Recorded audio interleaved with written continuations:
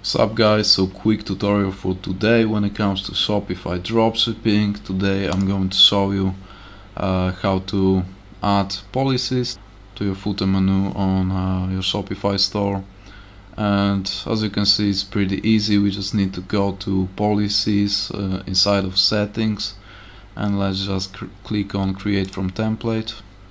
You can delete this kind of messages that are in this brackets, and that's what I'm going to do now. Okay, I guess that will be it for the refund policy.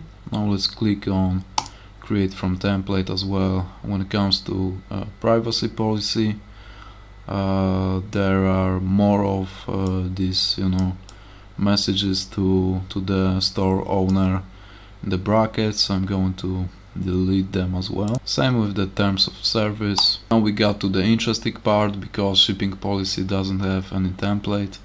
So I got for you one in the description of the video you can use. You can just change it to US and just provide the numbers that you require on the stores, and yeah, something like that is going to work, I guess.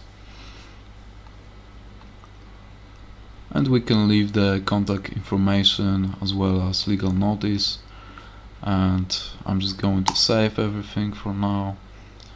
And let's go to online store section.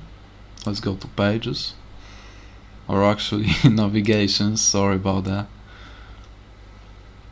And let's click on footer menu, and here we can add all of our files. We're going to policies. I guess files can be a synonym to that, so yeah, let's add all of them for now.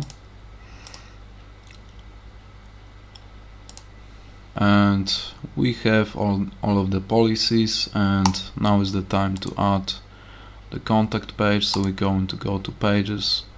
It should be already here, and we have it. And now you can choose to change the chronology, or order is a better word. And that will be it for this video. If the tutorial was helpful, you can leave a like or something like that, and hope to see you in the next one. Peace.